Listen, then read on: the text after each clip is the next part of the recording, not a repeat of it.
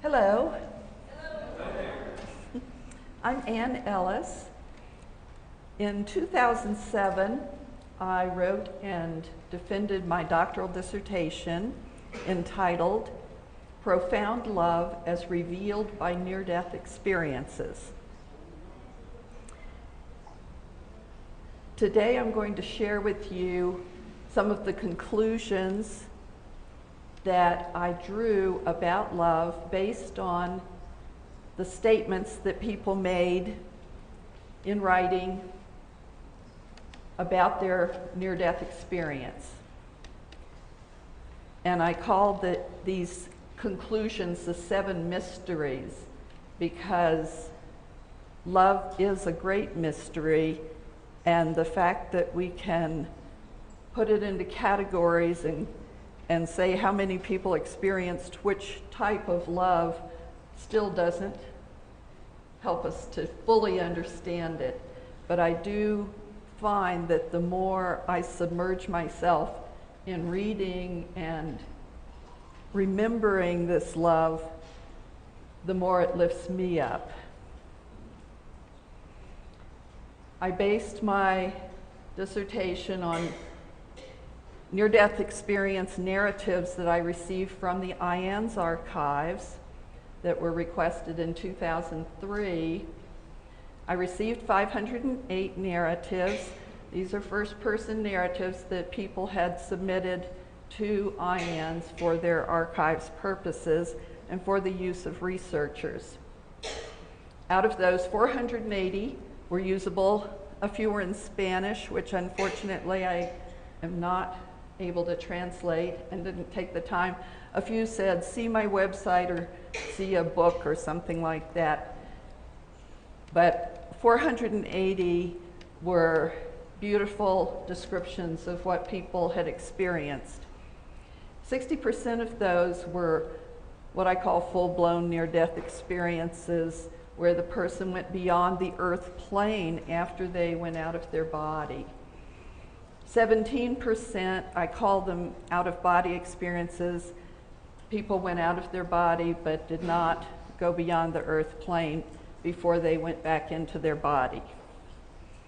6% were dreams or took place while the person was lying in bed, sort of in a in-between state, but were very similar to near-death experiences. 11% took place when the person did not have anything wrong with them physically. They may have had an emotional trauma, or they may have just been meditating or walking across the room. 5% were other. Some people were in comas. Some people described nearing death awareness as the veil thins as they get closer to death. Out of the 480 that I read, 33% included either an experience of profound love or a description of what was learned about profound love or about earthly love. I use the term profound love to describe the love on that side, earthly love over here, and there's some bleed through, but as you will see, they're not exactly the same. I looked at when the love was experienced during the sequence of events after the person felt themselves moving out of their body. Some love was experienced immediately out of the body. Some was experienced in the tunnel if they did go through a tunnel, some in outer space if they went through outer space. Some people had love in their void if they were in the void. Others felt that the void was threatening feeling. The closer they got to the light, the greater the prevalence of the love that they described and the greater the strength of the love they described. And the sources that they identified, many people felt that the love was coming from the light itself. Some felt that it was coming from unidentified beings on that side, out of their body. Some felt that Out of the ones that identified a being, God was one and Jesus was another. A number of people met Jesus who didn't believe in Jesus. I thought that was a very interesting finding. Some said love was emanating from everything that exists. Seven of the primary conclusions that I drew are listed here, and I'll go through each one of them separately so you don't have to remember these. And I'm going to share with you the words of the people that wrote their narratives.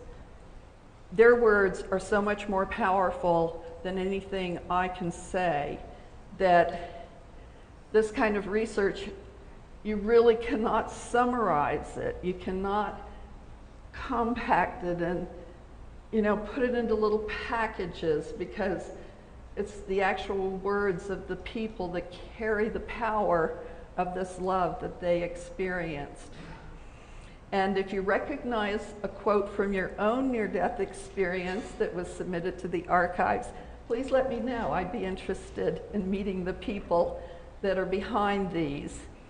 And after each quotation, I have a parenthetical number, which is the record number of the narrative. The first thing that was commonly mentioned in people's narratives was that love cannot be expressed. It's impossible, even if one woman said she has an English degree, she can't describe it. Not that that would help a lot, but, and that it's unlike earthly love. Quote, I felt like I was wrapped in a warm security blanket, very cozy and safe. The love that I felt was inexpressible. Imagine all the love you've ever felt from someone or from everyone in your life, multiplied by about 1 million. That's how much love I felt. And that was a common statement, that the degree of the love was enormous. I also identified statements that dealt with the nature of the love that was experienced. Some people said that it's an energy, a vibration, or a force. And this quote, the place I was in was so full of love. Love is an energy rather than as an emotion. Unconditional love is an energy, being all that there is, was, or ever will be. Love is the energy of creation. Other people use the words force and vibration.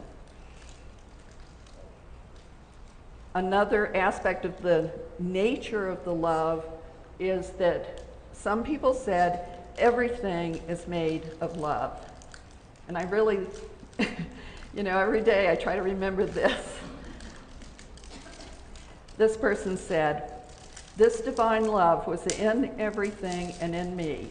At the core of my being, I was this love, and so was everyone else.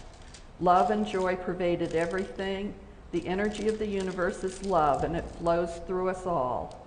We are all a part of this love. We are all one with God. Then I identified the qualities of the love that people mention the most frequently. Some of those are that it's unconditional, non-judgmental, immeasurable, all-knowing, peaceful. And this particular person mentions several of those things. This is my only quote on the different qualities. God's love is infinite and eternal and unconditional for every one of us. It doesn't matter what our religion is, or if we drink or smoke or curse. It isn't dependent at all on anything we do, and we can never lose it. It is a gift from God to us forever, to all his children everywhere. And this is starting to get, into the, well, several of these already have been, but the unbelievability of the love that's on that side for us. It really is much greater than anything that I ever imagined. Many people say that love is the purpose of life. One person said, I learned we are all here of our own accord and choosing, with a purpose to help us learn, grow, and love the best we can. And another common thing that people that experience this love say is that they realize now that we're all connected. We are each a part of the one God, or the one anything. The most simple way to understand him is to think of him as the universe. He is everything that we can see, touch, etc. We are all a part of the one God, the universe. We are all a living part of the same living being, and subsequently we are all a part of each other. Obviously, this person uses the word God differently from what we may have been taught, but there's a oneness out there, whether, and if it's not God, what is it? And the last thing that I identified is how many people came back and said that love is how we're supposed to live. And this person said, the being of light showed me that all that was really important in life was the love we felt, the loving acts we performed, the loving words we spoke, the loving thoughts we held. All that was made, said, done, or even thought without love was undone. It simply no longer existed. On the other side. This list is another set of things that people identified that had experienced that love. And these are some of the same ones, but some a little bit different as applied to the individual self. One person said this, but everybody said, you don't die. And we know that. There is absolutely nothing to fear about death. That isn't even a good word for it. It's like going through a doorway. One minute you're on the inside and the next you step into the outside. No loss of consciousness, no pain, just pure bliss on the other side. I will never die. Earth is not my home. I moved toward the light. I knew who I am is not my body. I am my awareness. I don't stop being. I felt better than I've ever felt, more loved. I was home. This isn't home, that is. And so many people said that. I am never alone. The light told me that I had never been alone, that I had always been loved and will always be loved no matter what. And love is who I really am. This love was all around me, it was everywhere, but at the same time it was also me, the one I was, my innermost essence. I felt as though I were finally being my true self. My life has a purpose. My grandmother told me I had to go back, that I had a purpose that hadn't yet been met, that there were important things I had yet to learn and do before I could stay there with her. That was a younger person that said that. But many say these things. There's a reason for everything that happens. I saw, experienced, recognized that everything that happens to us on earth is part of God's beautifully designed, harmonious hologram. Everything that happens here is ultimately so that our souls can experience love. In the end, love is the whole meaning, value, and purpose. And my love never ends. The most important realization I came to is that those who truly love will be with their loved one or ones forever. And I just wanted to share a few of the things that they say about how to bring the love back, how to